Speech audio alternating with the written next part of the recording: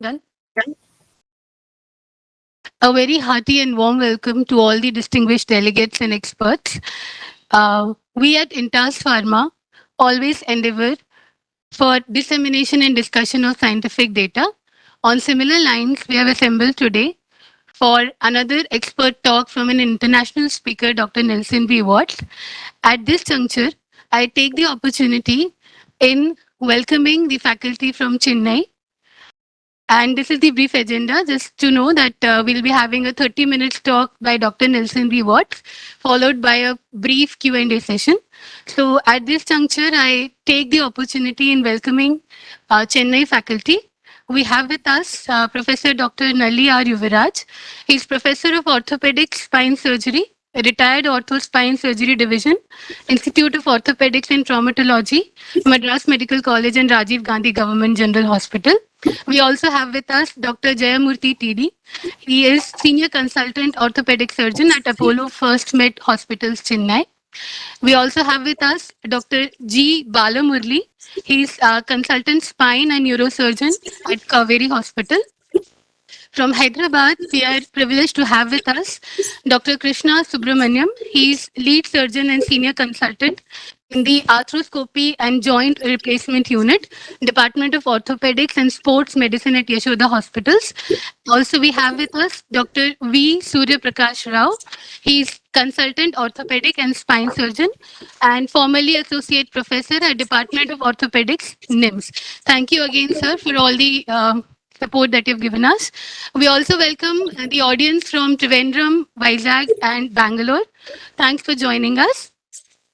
So at this note, I hand over the proceedings to Professor Dr. Nalli R. Yuviraj to please welcome Dr. Nelson Watts. Can we have the CV of Professor Dr. Nelson Watts? Over to you, sir. Professor Nalli.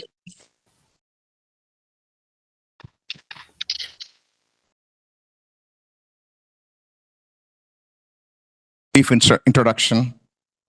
I have with me the chairperson, my co-chairperson, Dr. T. Jayamurthy, and moderator, Dr. G. Balamurli from Chennai. I also take this opportunity to say hi to Dr. Krishna and my good friend, Dr. Surya Prakash from Hyderabad. So with this, I would like to start the proceedings by introducing the expert speaker for this evening, Dr. Nelson Watts. So he is the, can we have his,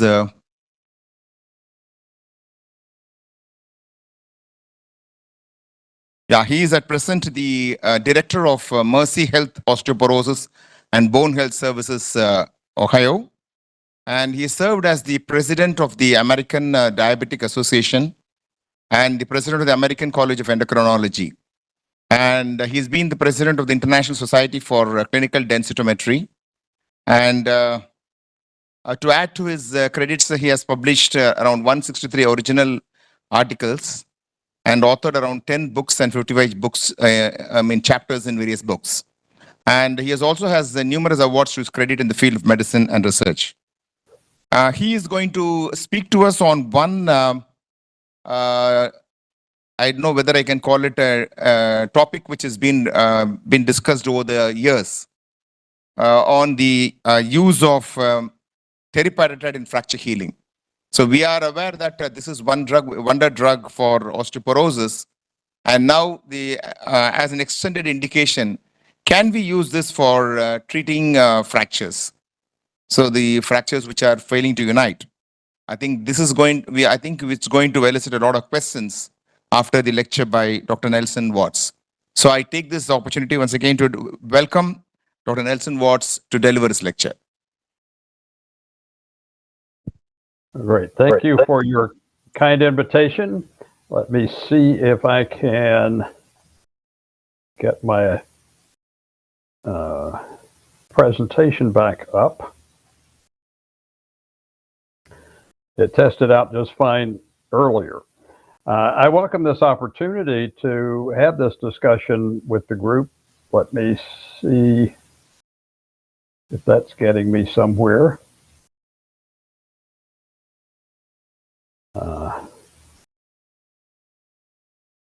Let me see if I can cancel that out and start over.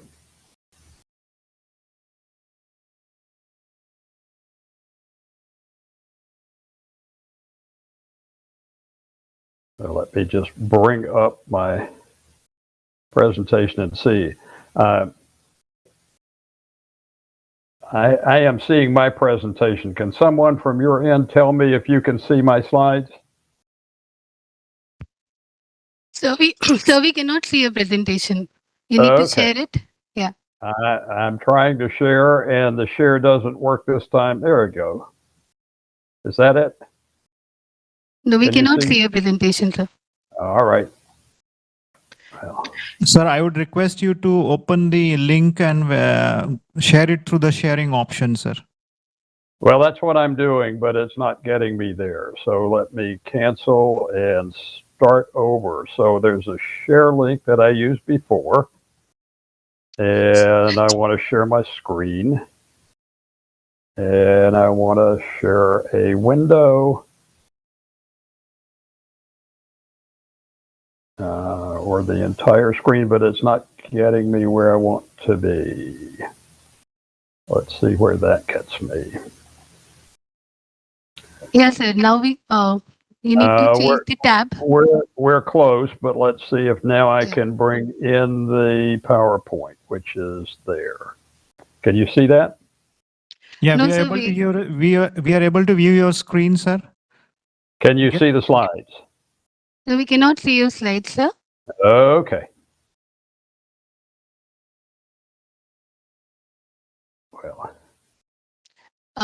Stop share and share Reshare. again, please.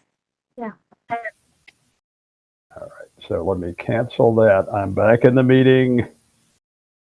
We'll stop sharing that and see if I can share. That'll work better. Please open the presentation and then share. Okay. Well, I can't. Presentation is open. Now, please click on share. It will give you options to share. I Yeah. see. All right. There we are.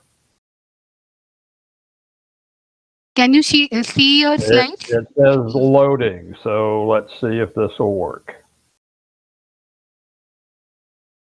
No, that's sharing it on the So internet. you need to share on screen 1. I understand that. So, Okay. Let me minimize that and see.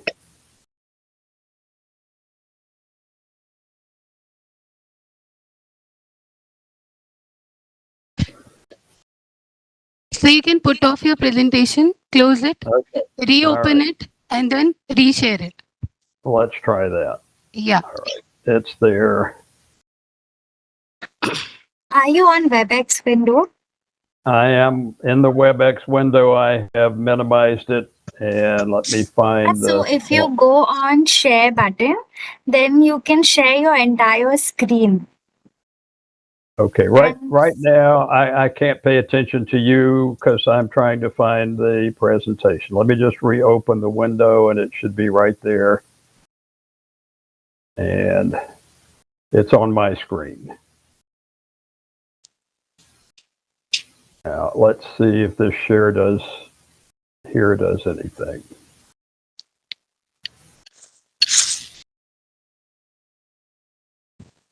No, that's sharing it for editing. Sir, if we may present it from our end and you can do that. We have your slides with us. You do, yes. So let me try this once more. Yes, sir. Yes, sir.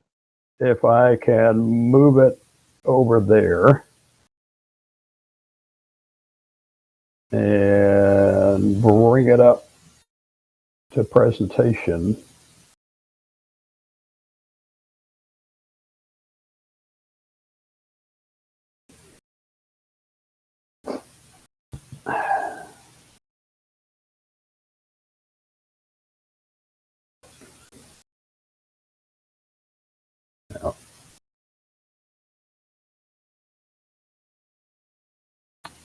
Do you have it there?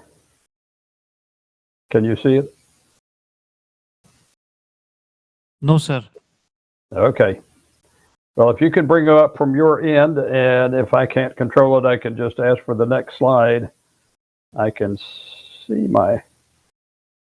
Dr. Yes, Kajal, sir. can you help us by sharing your? Okay, let's sir. try this. I think I may have it. Yeah, we are able to see your.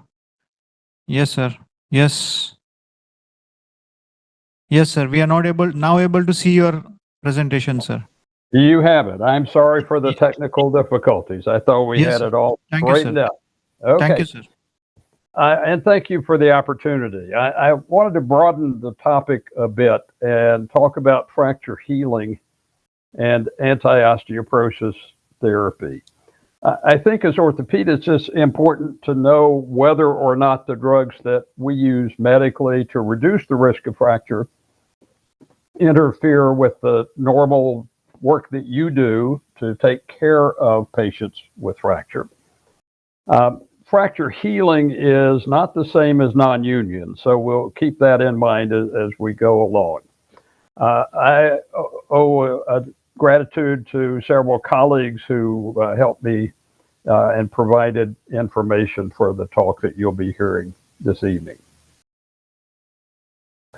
None of the medications that I will be talking about, and I'll talk about many of the medications that we have in the U.S. to use to treat patients with osteoporosis, none of them have been formally approved by the U.S. FDA or any other agencies that I'm aware of for fracture healing indications. So in the U.S., we are allowed to use medications off-label, that is, for something other than their approved indication. It's increasingly difficult nowadays because insurance rarely will pay, and some of these are fairly expensive. And a reminder again that the effects that we'll talk about on fracture healing are not necessarily generalizable to non-union. So first question I'll try to deal with fairly quickly with a no answer is, do any of the anti-osteoporosis medications have an adverse effect on fracture healing in a clinical setting? Second, and we'll spend a little more time on this one, do any of the anti-osteoporosis medications alter fracture healing? And the answer is they all appear to. But in terms of adverse effects, nothing strong there.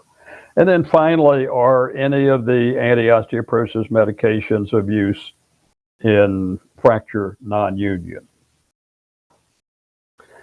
I'll call your attention to this article from 2016 by a working group of the International Osteoporosis Foundation. It's a comprehensive discussion of fracture healing and a good resource to have and read or maybe reread for further information on the topic. Fracture healing includes at least 3 phases. Immediately after the injury, there is an inflammatory phase where there's blood flow, hematoma, hydrostatically immobilized, if not externally immobilized. The hematoma organizes as a developing fibrin network and local growth factors are released. That phase takes about a week. Then begins the reparative phase that takes weeks to months. Callus forms and is calcified. Osteoblasts and osteocytes are needed to maintain a high anabolic demand, and you can get some idea image-wise about clinical healing. Then there's a remodeling phase where the callus gets turned back into normal lamellar bone. And there may be accelerated remodeling at the local site that goes on for years. Important to keep in mind that not all fractures are the same and that some of these phases may take longer at different locations and some of them may be more complicated at different locations. In terms of delayed healing and non-union, I've divided these into injury-based factors and patient-based factors. There's not much you can do about the injury-based factors, but be aware that fractures that involve a high energy impact, vascular injury, free bone fragments, or periosteal stripping are more likely to heal slowly or not at all. Patient-based factors, some you might be able to help with, some not. Old age, wasting or malnutrition, systemic inflammatory diseases, glucocorticoids, burns, radiation, obesity. No immediate solutions to those, but at least be aware that healing may be delayed or problematic. The two things on this list that you might be able to deal with would be the use of nonsteroidal anti-inflammatory drugs and cigarette smoking. I saw a new patient yesterday, a nurse who was involved in an accident, automobile accident in January. She fractured her ulna. They did a open reduction and internal fixation. She had some inflammation that led to removal of the hardware. And here we are 6 months out and she's not healing. Her husband is a neurosurgeon, and he said, you know, I tell my patients don't to take NSAIDs, but his wife has been taking ibuprofen quite regularly. Whether she would have healed if she hadn't been, I don't know, but it's pretty clearly, in general, it interferes with healing. Smoking, it's hard to stop if you're a smoker, but that would be something to tell your fracture patients. If you really want the best outcome for healing your fracture, now's the time to stop smoking. So avoid NSAIDs, stop smoking. To shift gears back to the drugs that we use to treat osteoporosis, bisphosphonates are still the most commonly used agents. They work primarily on osteoclasts to reduce bone resorption. In a fracture at the microscopic level, the strength of a section of the callus is lower compared to normal healing, but there's an increased volume of the callus, which makes the entire structure biomechanically equivalent to the normal callus. So it does change fracture healing if patients taking a bisphosphonate at the time of a fracture or afterwards, but it's not a negative effect. Much of the data that I'll show you about fracture healing come from animal studies, and I've tried to put these slides in a way to make it a little more easy to understand. So you'll see in the left-hand column the species that was studied. In the second column, the location of the fracture. In the third column, for this, the bisphosphonate that was used. Then under outcomes, I've tried to color code. So if it was a positive outcome, it's green. If it was a neutral outcome, it's in yellow. And if it was a potentially negative outcome, it's in pink or red. So in the femur fracture, bisphosphonates increase callus size, but don't change the remodeling rate or ossification. In fibular fractures, it increases the size of the callus and the trabecular bone volume, and decreasing callus fibrosis is a good thing because it increases callus ossification. In pig models of spine fusion, the fusion rates and mass were similar, and the need to remove the fusion mass was lower. So in the pig model of spine fusion, bisphosphonates seem to be potentially positive. In a rat model of spine fusion, there appeared to be some negative effects, significantly lower fusion rates that were at least in part dose related. Osteogenesis imperfecta is an unusual situation treated in children with usually intravenous bisphosphonates.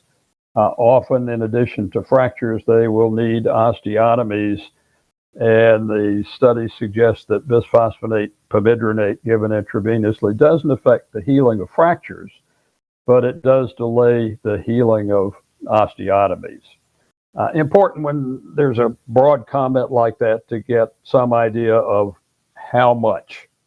And in this case, it seemed to be a pretty significant delay of more than 6 months. So to me, that would be clinically worrisome, that you might want to think twice or more about osteotomy in an osteoporosis, an osteogenesis imperfecta patient treated with pamidronate, or perhaps modify the osteotomy procedure.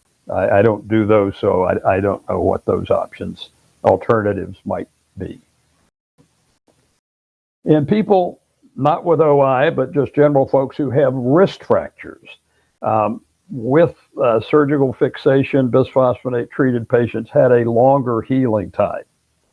But that's not much. The healing time for bisphosphonate users was 55 days plus or minus 17. And for the non-bisphosphonate users, it was 49 days plus or minus 14. So there's overlap, and I can imagine that a few days difference in healing after surgical fixation is probably not a major clinical issue. Non-union may be hypertrophic, with excessive catabolism possibly preventing the union, and there are anecdotal reports of successful union with bisphosphonates and no surgery. The clinical trial that we have in the osteoporosis literature for fracture healing and fracture protection comes in a study giving either zoledronic acid or placebo to patients after hip fracture. So these are men and women whose hip fractures were surgically treated. They were given an intravenous infusion of zoledronate or placebo within 90 days after the repair. You see there at the bottom of the left-hand column, delayed union did occur, but it was not significantly different between the patients who received zoledronate and the placebo subject. So around 3% of hip fracture patients after surgery had non-union. Probably more important here is in the 3 years after the hip fracture and the infusion, patients who received the infusion had 35% lower rate of new fractures, clinical fractures that included hip, arm, forearm, pelvis, and so on. Important thing to keep in mind here is that this drug probably doesn't work properly if it's given too soon after a major fracture. Bisphosphonates go to sites of active bone remodeling. After a hip fracture, if it's given within the first week or two, it all goes to the fracture site. And while it doesn't do any harm there, it doesn't get distributed to the rest of the skeleton and probably doesn't have the full benefit. So it would be efficient to say we have a patient in the hospital with a hip fracture. While they're here, let's give them an infusion of zoledronic acid. Non-union isn't a problem. But in this study, when you look at the subsets, the patients who were dosed within 2 weeks didn't get the later reduction in fractures that the entire group did. So this one has to be delayed at least 2 weeks, ideally 6 weeks after a major fracture site. Another option we have that we call an anti-resorption is denosumab, which is an inhibitor of rank ligand. OPG, osteoprotogerin, is a natural inhibitor. And OPG given to rats did not influence early callus expansion and fracture risk, so that's in the yellow text. But it did impair callus remodeling and consolidation. Now, I put that down in pink, but it may not be it may not be a negative.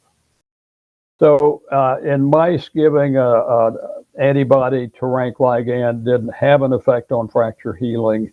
And in rats given denosumab, that's Prolia, which we use clinically, there was no impairment in fracture healing. This is a study that looked at mice with both human and murine rank ligand. There were 3 groups: a control group, a denosumab group, and an olindronate bisphosphonate group. The animals all underwent unilateral transverse femur fractures, and healing was evaluated by bone turnover markers, micro-CT, mechanical strength torsion testing, ASH analysis, and histology. And what you see in the pictures, top is 21 days after fracture, bottom is 42 days after. You see in the center alendronate, and on the right denosumab. Both of them have greater callus size. In both cases, the callus is more radiolucent at 21 days because the cartilage isn't being reabsorbed as quickly. But at 42 days, the opacity is greater. There's more mineralization in the long run. Probably most important in these animal studies is that the fracture heel bone had higher maximum torque than the contralateral bone, both at 21 and 42 days. So it took a greater force to refracture the previously fractured and treated side than it did to refracture the normal femur.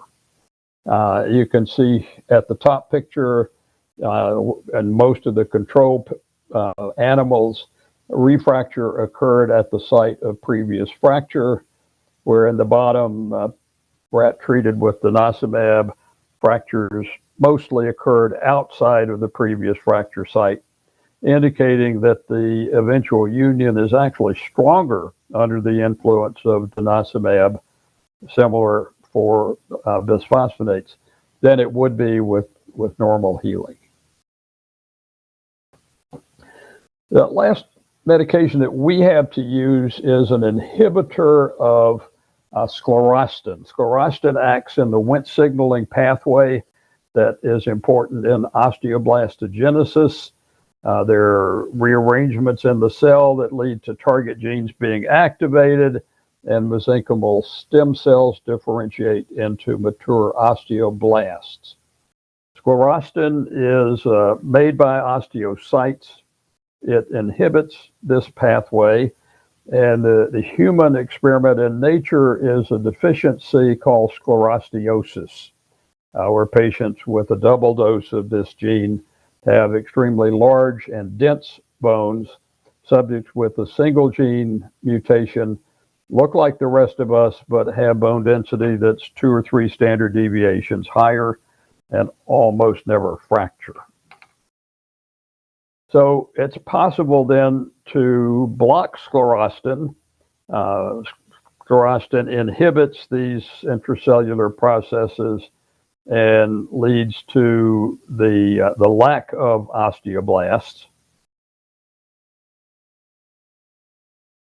And so a monoclonal antibody, romosozumab, was developed to block sclerostin, and that, again, at least temporarily opens up the differentiation of stem cells into mature osteoblasts.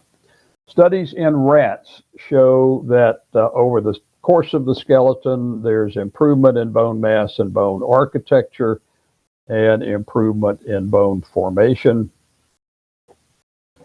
Studies in rats and monkeys looking at fracture healing show positive effects in tibia, femur, fibular osteotomies, and tibiocytes, increasing the screw pull-out force, increasing bone volume near the screws, increasing mass and strength at the fracture site.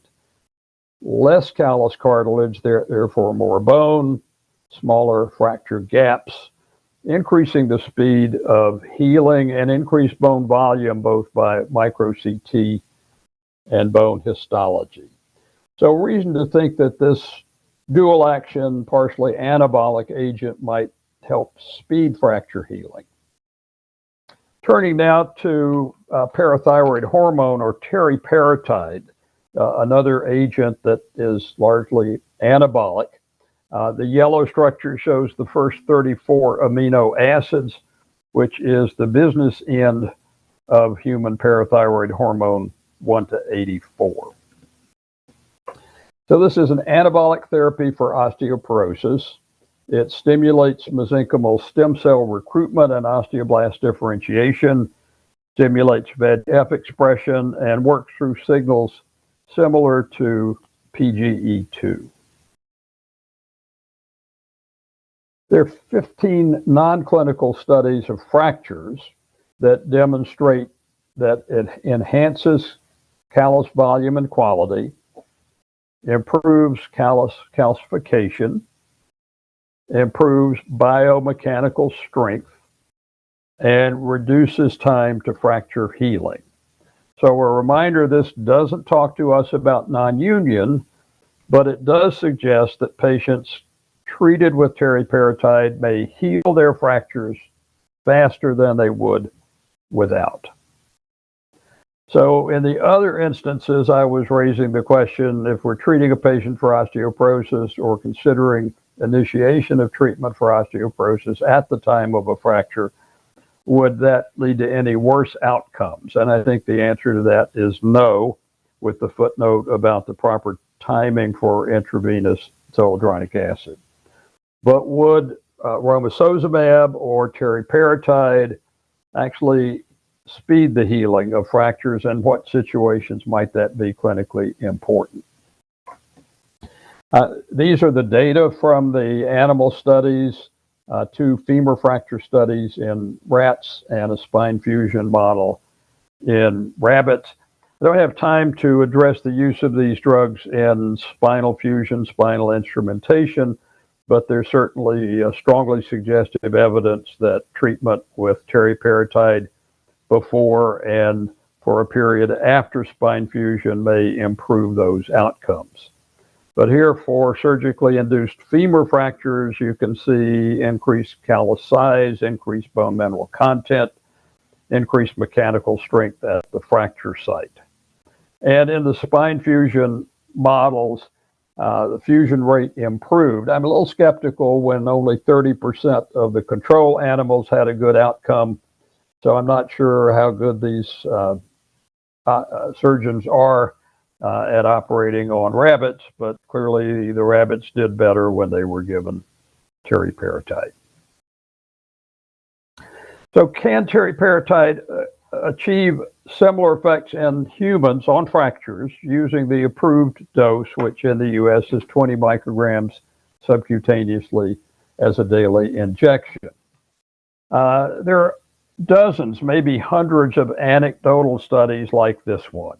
Healthy 58-year-old man, skiing injury and a cast for 4 months. Still painful, not healing, didn't want an operation, no evidence of metabolic bone disease. At the top, you see the X-ray and the 3-dimensional CT recreations of the fracture 4 months later. Nothing's happening. And so he's given teriparatide, and after 12 weeks, you can see dramatic bone formation at the fracture site. Here's another patient, 80-year-old woman, humerus fracture not healing in the left-hand panel 6 months after surgery. In the right-hand panel, 16 weeks of teriparatide, considerable new bone and healing at the fracture site. Here's a fracture of C1 odontoid, 9 months of non-union, and then healed after 8 weeks of teriparatide. All this sounds terrific. The problem is that we report our good outcomes, and you don't know for how many of these good outcomes there were not so good outcomes that were not reported. So while this is certainly encouraging, I was chatting with the patient about this. He said, these are studies. I said, no, these are stories. These are not studies. Here's a patient with a foot fracture, 9 months of non-union on the left, and then 5 months of teriparatide on the right. Just as an aside here, the question that I can't answer easily, if we're going to give teriparatide for fracture healing, that's fairly straightforward, and I would stop once the fracture is healed or on the way to healing.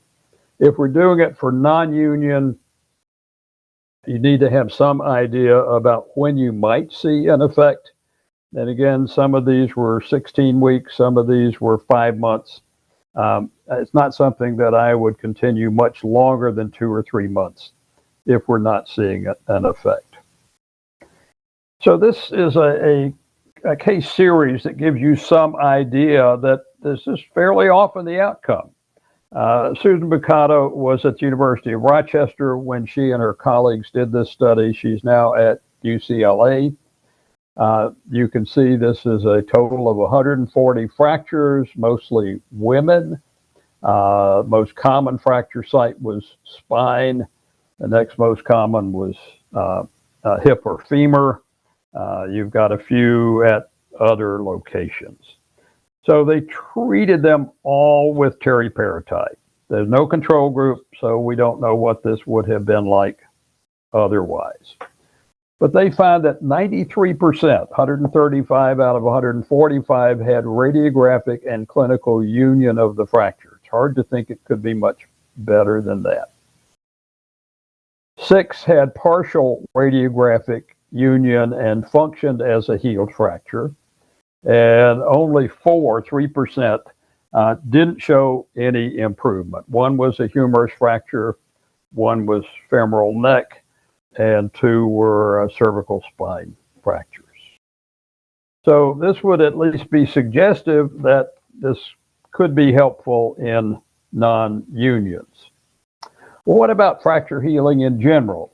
Eli Lilly, who initially developed teriparatide, went to the FDA and wanted to do a study with hopes of getting an indication to use teriparatide for fracture healing. The dose we use clinically is 20 micrograms a day. In the initial study, there was a 40 microgram dose. And so one question was, are we using the right dose for fracture healing when we use the same dose that we use to treat osteoporosis? And they also wanted a study to establish the time course for changes and functional outcomes. They weren't quite sure what fracture type to study, but the FDA insisted that it be Colles fractures. And the people at Lilly said, well, that's probably not the best model because they all heal pretty well anyway. Most of them undergo open reduction and internal fixation. So healing may not be that much of an issue. We'd like to do something else. And the FDA said, that's too bad. If you're going to do a study, you have to study Colles fracture. So they did. Colles fracture is the distal radius, contains both trabecular and cortical bone, often doesn't require instrumentation, but often gets it anyway. Easy to do imaging, measurable functional endpoints, fairly homogeneous patient population, and relatively consistent standard of care. It's not a weight-bearing bone. Casts are often removed before it's fully healed, and at least in the U.S., almost all patients get internal fixation. So they did a multi-center randomized double-blind placebo-controlled trial, 105 subjects, initial screening phase, then an 8-week double-blind treatment, then 12 months of observation, and then a longer safety extension. These were ambulatory postmenopausal women, age 45 to 80, who sustained a unilateral dorsally angulated fracture of the distal radius within a week. So they got to these patients fairly quickly. External fixation was not allowed. So this is not going to confound the interpretation of the studies. They couldn't get in if they had previous oral bisphosphonates, at least recently. But they could start on a bisphosphonate after week 17 following the fracture, if that seemed to be indicated.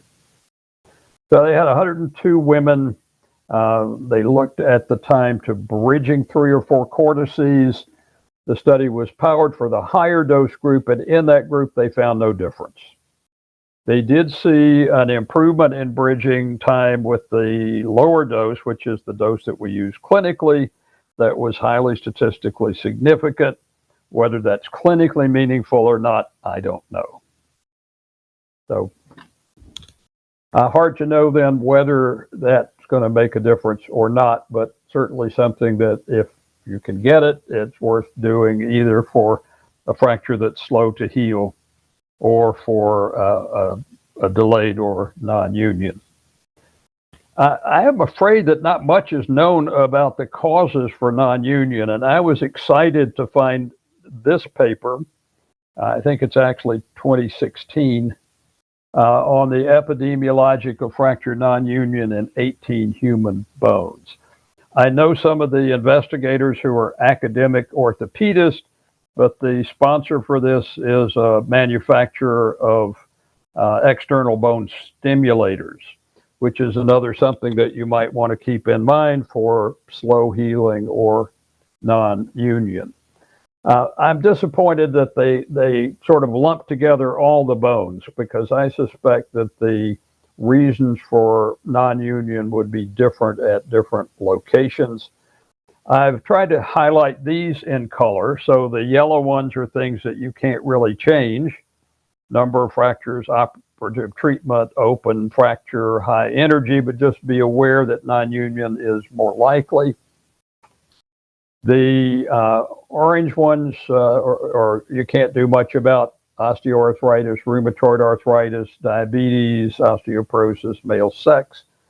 But you certainly can do something about the things that are in gray. NSAIDs and opioids should be avoided. Anticoagulants may increase the risk of non-union. Opioids, anticonvulsant use, and smoking were associated with non-union. So wrapping up, there's no evidence that osteoporosis itself interferes with fracture healing. With bisphosphonates, there's some evidence of delayed fracture healing, but the eventual union of the fracture may be stronger. Osteotomies may not heal as well. With denosumab, there's some evidence of delayed fracture healing. Again, the eventual union may be stronger. With the anabolic agents, teriparatide, abaloparatide, and romosozumab, may speed fracture healing, reduce non-unions, and increase strength after healing. Again, I appreciate the opportunity to share these thoughts with you, and more than happy now to hear your questions or comments. Thank you so much, Dr. Watts. Now we are open for question or comments. So I would like to welcome Dr. Subramaniam and Dr. Surya Prakash Rao to open Q&A session. I would also request all the audience from Hyderabad to please put their questions on the question cards so that we can hand over to the chairpersons here. Over to you, chairpersons. Good evening, Dr. Nelson. That's a very comprehensive and well-covered topic on fracture healing. I am Dr. Krishna Subramaniam. I'm a practicing orthopedic surgeon in India, Hyderabad. I have two questions for you. Am I audible? Yes, go ahead. Am I audible, Dr. Nelson? Yes, can you hear me? I hear you just fine. Go ahead. Right, thank you. The first question is, you have mentioned in the series, especially in your showing the case reports, in carcinoma breast with fracture of the third metatarsal, you have given teriparatide and eventually the fracture healed. The classical traditional teaching is teriparatide is not, rather contraindicated in personal or family history of any kind of cancer. Can you elaborate on this? So the concern with teriparatide and cancer would be skeletal metastases. Yes. And if we increase bone turnover, we're maybe making it a more attractive place for cancer cells to grow. Which cancers metastasize to bone? Primarily the common ones: breast, colon, and prostate. How healed is a patient from their cancer? If it's within the last year or two, I would not want to use teriparatide. If it was 20 years ago, you can sort of balance for yourself where you would go. Multiple myeloma is thought of by some as a bone marrow cancer, and there's actually some suggestion of a benefit of teriparatide in patients with multiple myeloma. So important to think about what other diseases may be present. the logic for restricting teriparatide is bone metastases. The actual evidence that there's a problem, I don't know that there is any. Okay, thank you. The second question is, you mentioned in the Collis fracture study, 3 groups, control group, 20 micrograms group, and 40 micrograms group. Out of the 3, the control group and 40 micrograms group did same, and the 20 micrograms group has shown improved results and fracture healing. Does that mean that are we going to use only 20 micrograms and 40? Does it have any negative effect with the teriparatide use? Yeah, so the issue I think was, would a 40 microgram dose be better at improving fracture healing than the 20 microgram dose? In the initial study for osteoporosis, bone density in the spine improved 40% more with the higher dose. So the investigators were expecting that the 40 microgram dose would perform better in the fracture series, and it didn't. So since we're sort of groping in the dark anyway, it tells me that if I send the patient the standard cartridge for teriparatide, which with one push delivers a 20 microgram dose, that we're probably giving them, giving them a reasonable dose if it is going to help with fracture healing. Right. Thank you. Then Dr. Prakash. Hi, Dr. Watts. It's been very nice listening to you here. And here there's a question from, I think we have a lot of questions lined up for you. One gentleman here wants to know, especially what is the role of teriparatide in situations where people create new bone formation using distraction osteogenesis, using external fixators, Elizaros, especially for limb length discrepancies. Do you have any insights into that? No, I don't. I think it's certainly something that would be interesting to explore. I think there are a lot of clinical questions that we may never get good answers to. For example, the fracture healing, the FDA here said that Lilly had to do it in Colles fractures. My suggestion is they could do a prospective study in patients having open heart surgery who were having sternotomy incisions. They know when they're coming. They could easily monitor fracture healing. Whether that would be generalizable to fracture healing at other sites, I don't know. Again, one of the reasons for non-union is the distance that healing has to cover. And so anything with distraction of bone things is going to be more complicated, and whether teriparatide would help in that, I suppose, is easily amenable to study in an animal model, but not so easy to study in the clinical situation. And any specific situations where you would say no to the use of teriparatide, contraindications? Well, it's a bit of a long story about osteosarcoma. So teriparatide was approved in the U.S. in 2002. At the time, the FDA required 3-year duration placebo-controlled trials showing a fracture reduction. And Lilly stopped their trial after a median of 18 or 19 months follow-up.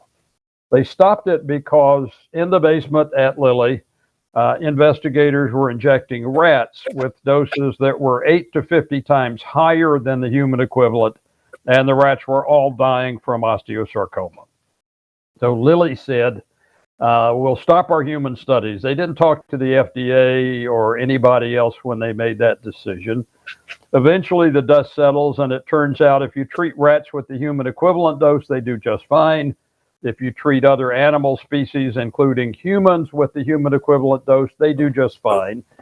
And as part of the approval process back in 2002, Lilly established tumor registries in Europe and the US for osteosarcoma, and nothing showed up. So about 3 years ago, the FDA removed the initial 2-year time limit that they had on the initial approval. I think that 2-year time limit was not because they worried that if you treated for longer than 2 years, you'd get osteosarcoma. I think it was because Lilly didn't do a 3-year study. But all of our data are there. But it's still in the warnings or contraindications if you have an unexplained elevated alkaline phosphatase, if you had previous radiation, which is associated with increased risk of osteosarcoma, if you have Paget's disease. None of my colleagues have seen osteosarcoma and Paget's disease in the last 2 or 3 decades, but it's on the list. So I'm a little less worried about those contraindications. I don't know that there is an increased risk of osteosarcoma in people receiving teriparatide. In the case of fracture healing for a few weeks or a few months, or in the case of osteoporosis, we could use it longer, but the studies guide us for 2 years of use. So that's the main situation. And as mentioned earlier, patients with cancer that might have skeletal metastases, where there's a recent cancer or still active cancer, I would avoid it. Hypercalcemia is another situation, and quite frequently I see new patients who have hyperparathyroidism, years of elevated serum calcium levels that nobody's paid attention to. And I would get the hyperparathyroidism fixed. Sometimes that may be enough, but after it's fixed, if things still need teriparatide, I would be comfortable using it. Yeah, there are 2 questions here. One is to find out how early one should initiate this treatment. And number 2, because most of the times all the examples given are in metaphyseal bone or a cancellous bone. But how about in any studies on the diaphyseal bone? Fractures in diaphyseal bone? Shaft fractures? I don't treat fractures, so those pictures that you saw are not my patients. But I think one of them was a tibia fracture in the tibial shaft. So, I mean, fracture healing is fracture healing. How early you would start the treatment? So, well, the problem with fracture healing is you don't know when the fracture is going to happen. The sternotomy case is a different one when you know in advance the patient's heart surgeon has them on the schedule and you know what's going to occur. So if I think there are 2 things to keep in mind.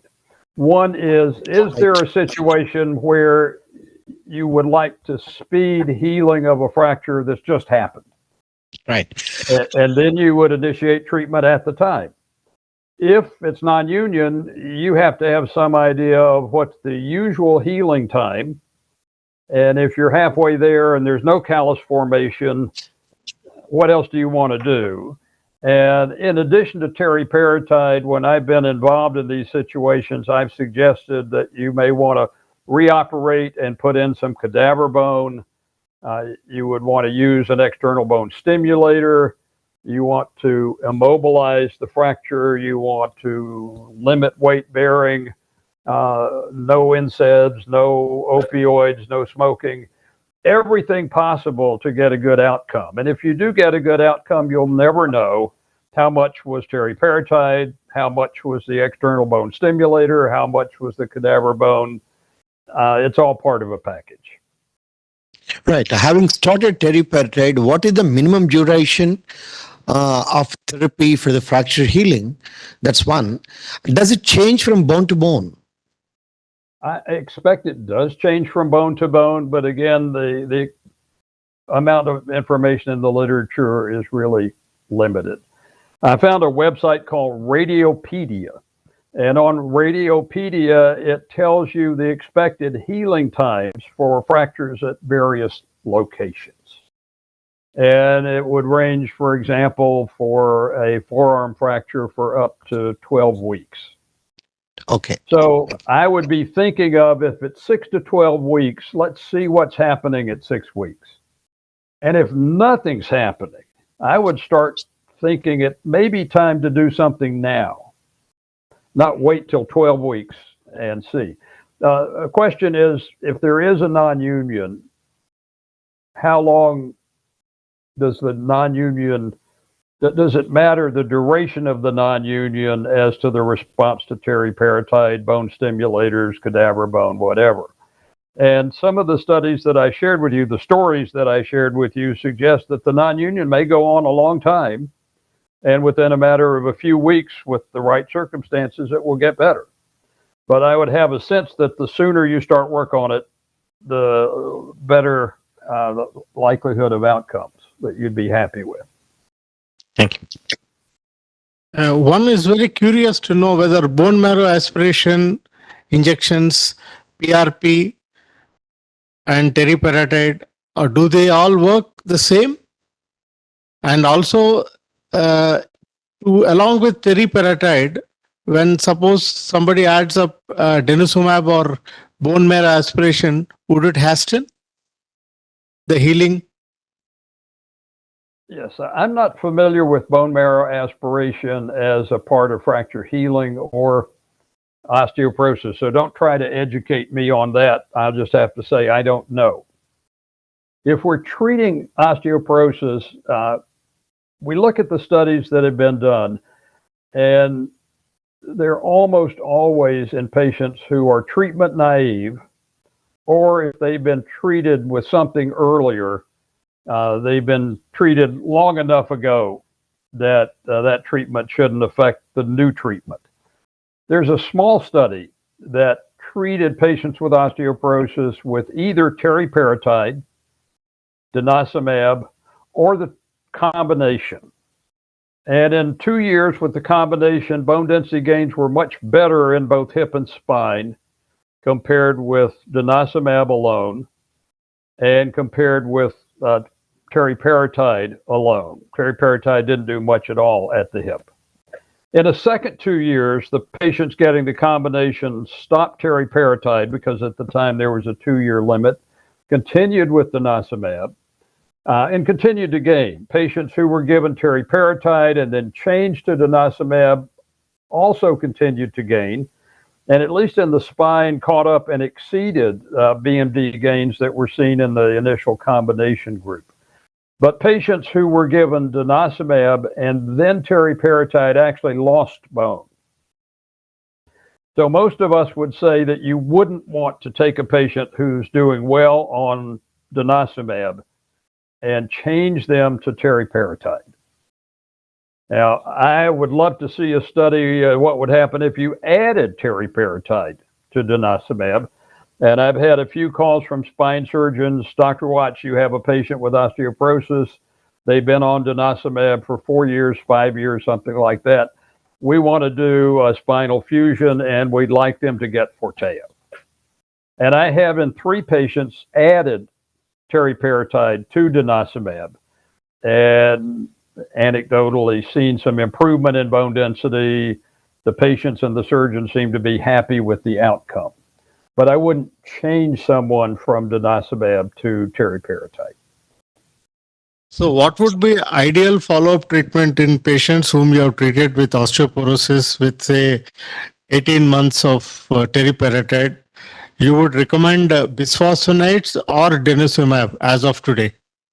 I think I give what we call shared decision making.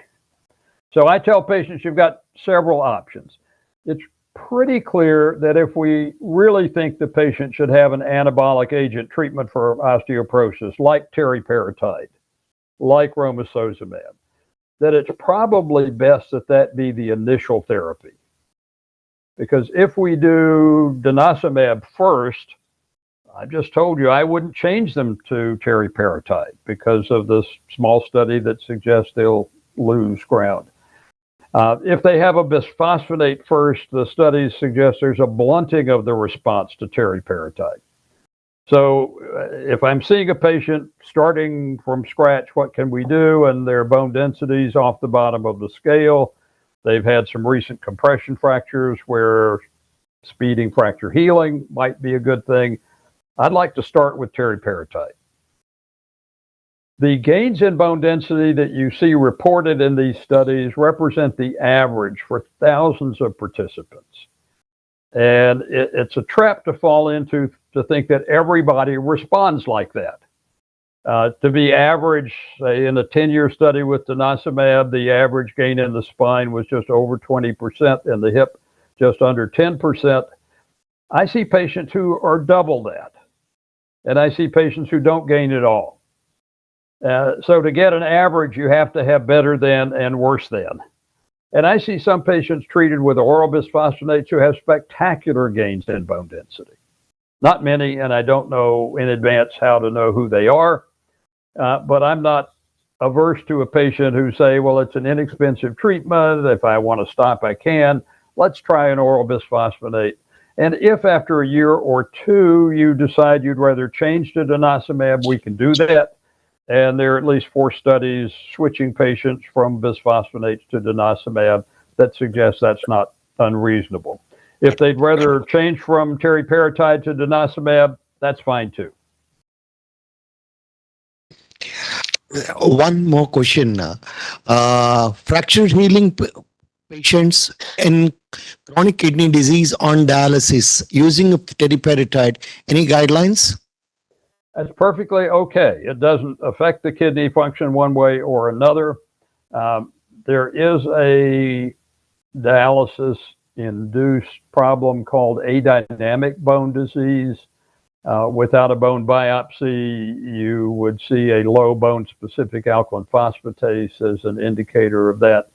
Those patients may have hypercalcemia because the bone's inactive and calcium can't get in. And teriparatide, at least in theory, would be the best treatment for that. You wouldn't want to give it to a patient who has secondary or tertiary hyperparathyroidism from end-stage kidney disease. And so you'd want to get a parathyroid hormone measurement. Typically, patients on dialysis have PTH levels that are 2 to 3 times higher than people with normal kidney function, but some of them will have PTH levels in the thousands. And that would be a situation where I wouldn't want to use teriparatide. But if they have PTH that's in a reasonable range, and teriparatide would be using for fracture healing for only a few months, I don't see any concerns about that. Right, thank you. Currently, the use of teriparatide in fracture healing, is it still off-label, or do you have some FDA regulations on that? It's off-label. It's off-label. And another thing now, if there is a take-home from the entire lecture, what you have given, it only means to say that, yes, in fracture healing, one can use teriparatide as one of the options to hasten fracture healing. But definitely, it is not a good idea to use these bisphosphonates along with teriparatide. Did I get it correctly? I think the first message for a much more common scenario is patients with osteoporosis will fracture. And they are highly likely to fracture again unless they get effective treatment. So if a patient with osteoporosis is already on treatment, there's nothing that I've told you that would make me think it wouldn't be safe to continue their treatment after proper orthopedic care. If a patient comes in with a fracture, you find that they have osteoporosis, there's nothing that I know of that would suggest that you need a major delay in initiating their anti-osteoporosis treatment, with the exception of the need to delay intravenous zoledronic acid for 2 to 6 weeks. The less common scenario of we need to speed fracture healing, and the other scenario of we don't have any fracture healing is a much murkier situation where we have, again, not studies, but stories that sound encouraging. And at least the series of the patients that I showed you from Susan Bukata's group suggest that the successes aren't just the oddball, but they're the expectation. And so I think if you're in a bad situation, you'd like to step back and think, what can we do that might improve the outcome? And there might be several different things you could do. And in some situations, it may be, let's do one thing, because if we do too much at the same time, we'll never know. But in a situation like non-union, I think you ought to do everything possible. Cadaver bone, external stimulator, non-weight bearing immobilization, teriparatide, so that if you do have a good outcome, you'll be smiling and the patient will be smiling. Thank you very much, Dr. Nelson. Now, over to Chennai Group. Yeah, over to Chennai Center. Thank you all Thank you very much. for Thank you. being very enthusiastic. Over to Chennai Center. Yeah, hi. Chairpersons. Yes, thank you. Thank you, Dr. Watts. It's been really a thought-provoking evening. We have a few questions here from Chennai, and I'll probably get Dr. Nalli to start off with the first question. Yeah, before starting with the questions from the delegates, I think you were very careful in the use of teriparatide in fracture healing. You said fracture healing is not equivalent to non-union. So what you meant is don't use teriparatide for non-unions. Am I right? That's what you want to convey. No, And that's very important because there are a lot of youngsters here. I would like to pass on this message. I think that's what you meant. Am I right? I don't think so. So let me try to rephrase it. Bone remodeling is a normal process that goes on throughout the skeleton. We know a fair amount about that from animal studies, from iliac crest biopsies, from circulating bone turnover markers. That's not the same as fracture healing. And non-union and creating a union is not the same as bone turnover or fracture healing. So if you're reading the literature and you see this has helped with fracture healing, it doesn't mean that it would help with osteoporosis. It doesn't mean that it would help with non-union. If you're reading a study on non-union, it doesn't mean that it would help with fracture healing. It might. But there are three different scenarios. Turnover throughout the whole skeleton is a different process than local repair. And whatever has caused the non-union is a pathophysiologic process and requires a different solution. Now, getting to the questions from the delegates, what is the role of teriparatide in Charcot's foot post-surgery, probably after application of Elizero fixator? Yeah, I really don't know. I dealt with Charcot feet before I became a bonehead. I was involved in care of patients with diabetes, but I haven't looked at the literature for that, so I can't help with that. I'll pass it on to James. Thank you. Here is a question.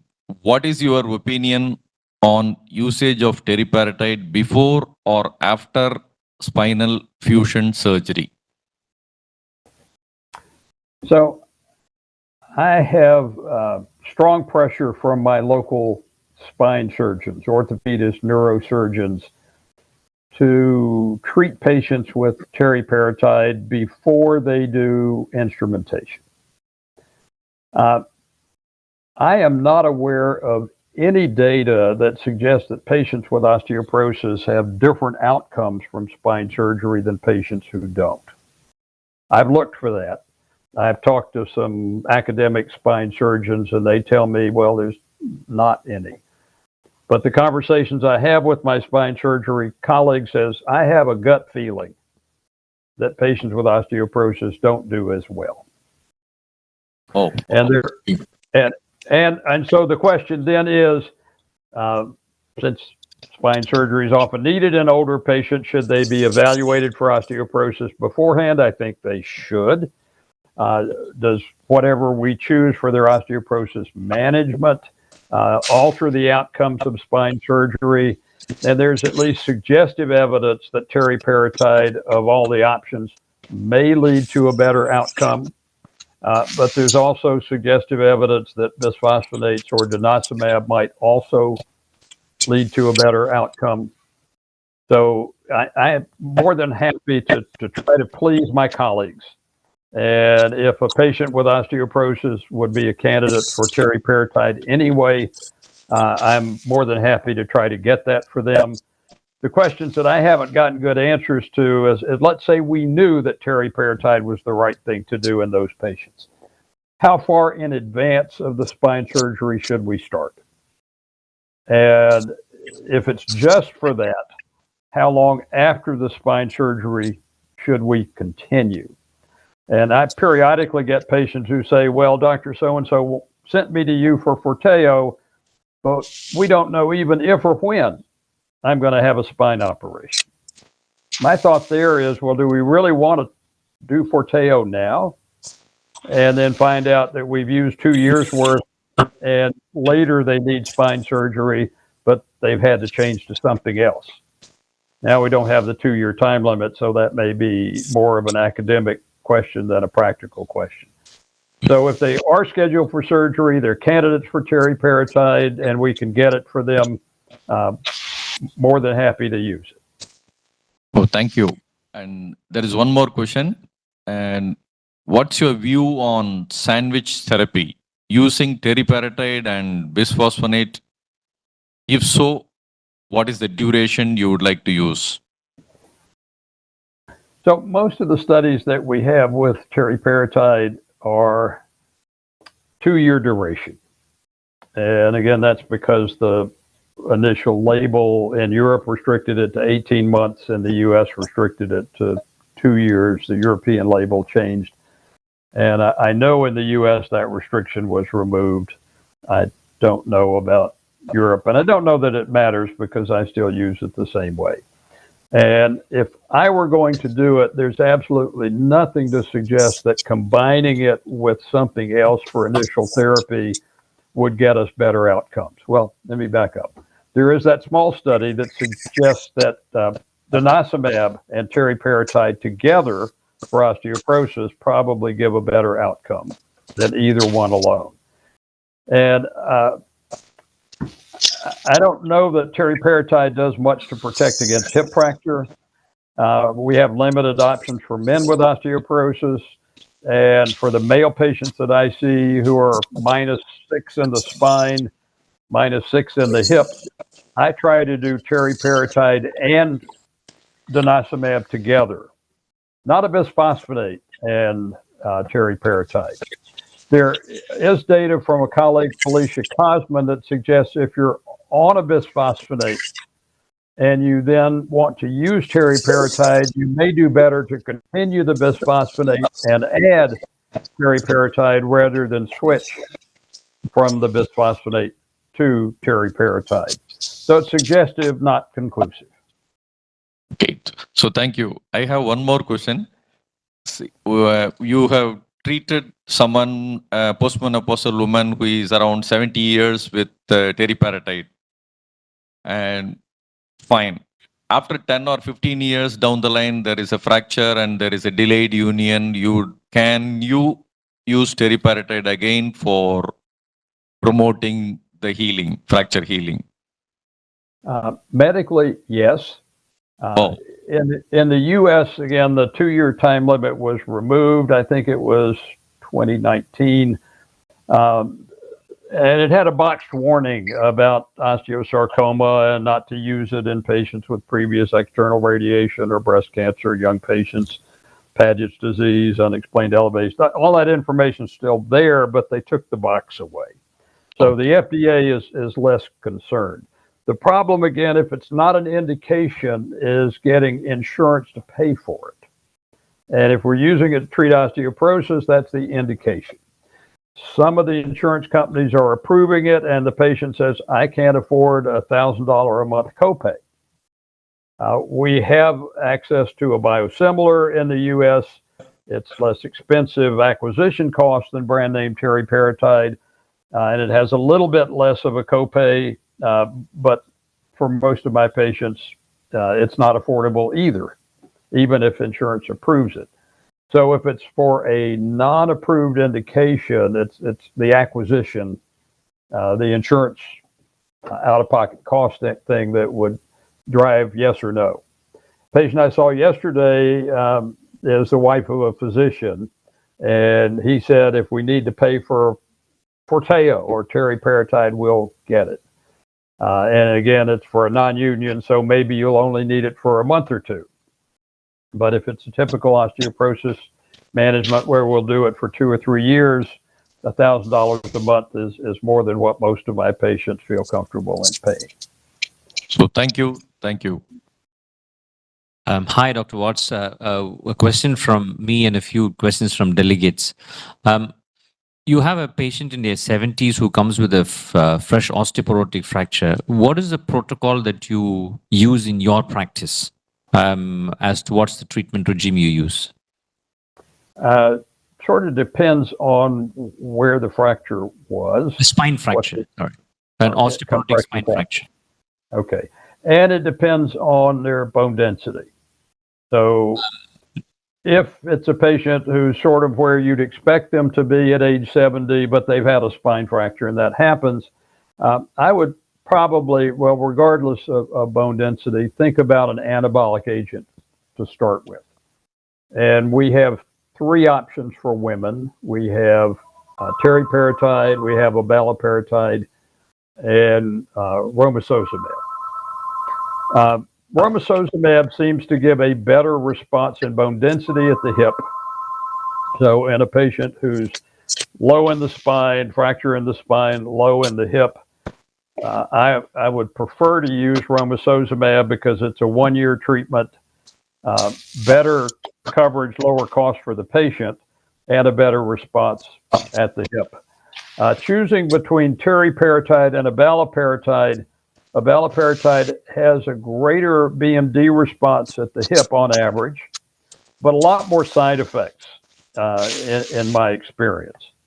So if I can get by with abaloparatide, I will, or if I can use denosumab and teriparatide in combination, I will do that. I think that for patients who have a recent spine fracture, it's much more of an urgency to give them something. And I think those 3 agents, hard to know whether one's better than another in terms of benefits. So it comes down to cost, method of administration, duration of treatment between those options. Thank you. So there's a question here which says that post-teriparatide therapy, what is the ideal time to initiate anti-resorptive therapy? The ideal time to start anti-resorptive therapy, post-teriparatide therapy? Yeah. Soon. When the Lilly stopped their pivotal trials because of the rat osteosarcoma data, they didn't really have any plans to follow those patients. It was 18 months later when someone wondered, well, what happened to those women? And they called back as many of them as they could. Some had already been started on bisphosphonates by their local care providers. But of the patients who hadn't started anything, bone density was right back to baseline. So the longer you wait to start something, the more likely the benefits are to go away. What I explain to patients, medications for chronic conditions work for as long as they're taken, and if you stop, the benefits go away. So if you stop teriparatide and you don't do anything, you only got the benefit for the time you were taking it, maybe a month or 2 after you stopped. Does it matter if it's a week or 2 or 3? Probably not. Does it matter if it's a month or 2 or 3? It might. And I don't know a good way to answer that question. So the short answer that I gave is soon. And as soon as you can make arrangements to do that, there's no reason that I can think of that you'd need to delay. So if you could have the last day of teriparatide and the first dose of an oral bisphosphonate the next day, or the last day of teriparatide, and next week get your intravenous zoledronic acid, or the last dose of teriparatide, and next week get your denosumab injection. Any of those would be fine. If it's 2 or 3 weeks, it's probably okay. Longer than that, I'd rather not. Another question is, can it be used in pregnancy, teriparatide? I don't know the warnings. I can't think of a good reason why you would. Sure. And last question here from Chennai is, what is the future?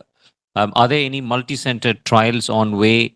How are we going to get answers to all your questions? Well, I don't know that we'll ever get answers to all those questions. I think, again, the question about distraction osteotomies is something that could be answered in animal studies. And you'd have to hope that that's generalizable to people. There's some issue in the U.S. with the biosimilar teriparatide versus the brand name Forteo. If I have a drug that has both a brand name and a generic, I can write a prescription and the pharmacist can choose the least expensive option for the patient without having to check with me. But for some reason, the biosimilar teriparatide is not considered equivalent to the brand name. And we have to go through the process of asking for approval for both to find out whether the patient would be approved for the biosimilar teriparatide and what that would cost compared with the brand name product. So a more harmonization of the biosimilar with the drug product would make life easier for those of us who prescribe it. I have no reason to doubt the efficacy of the biosimilar. It's going to do what the brand name product would do. Thank you so much for taking your time off to do this. Any final comments you want to say to conclude? Again, good luck. A lot of what we do is with little or no information, but it's nice to be able to think about it and talk about with colleagues, why do you do this? What is the evidence? What is your experience? So thanks for sharing that. And thank you so much. Have a good day. Thank you, Chennai, for the lovely interaction. Now I would like to invite Dr. Subramaniam to give vote of thanks to Dr. Watts. Over to you, sir. Indeed, it's a real pleasure to hear from such a senior person, endocrinologist, about the use of the teriparatide. It has been in vogue for the osteoporosis treatment since almost close to a couple of decades. But the present use of teriparatide in fracture healing is something, the insights what you have given about not only about the teriparatide usage in fracture healing, but also the role of bisphosphonates in fracture healing, how they show their own limitation and deleterious effects on fracture healing. You have covered so nicely in your talk, and we are very thankful you for that. And it's indeed a great pleasure in this evening to be with you.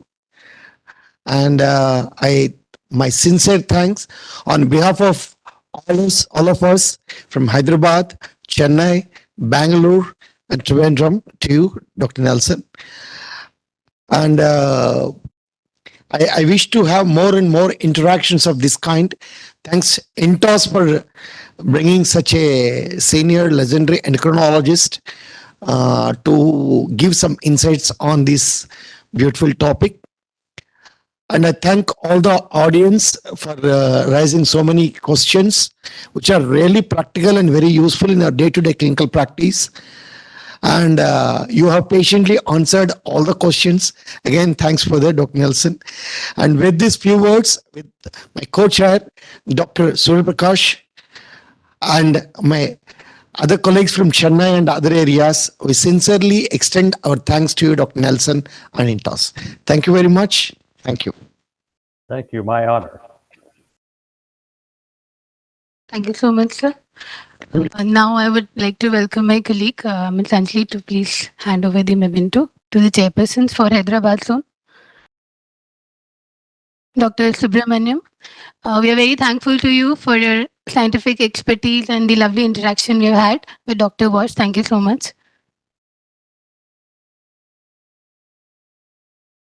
Dr. Surya Prakash Rao, again, sir, we are very thankful to you for all your support. Thank you so much. Over to Chennai.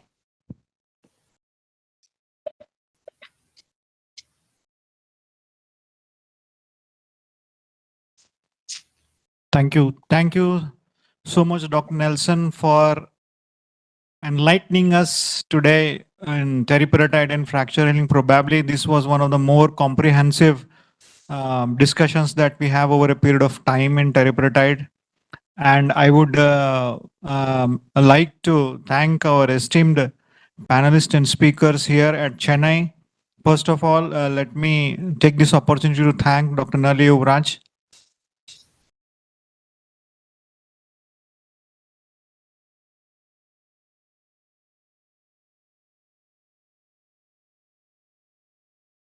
Then Dr. Jayamurthy.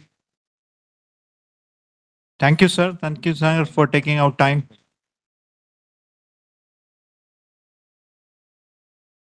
And Dr. Bala Murali.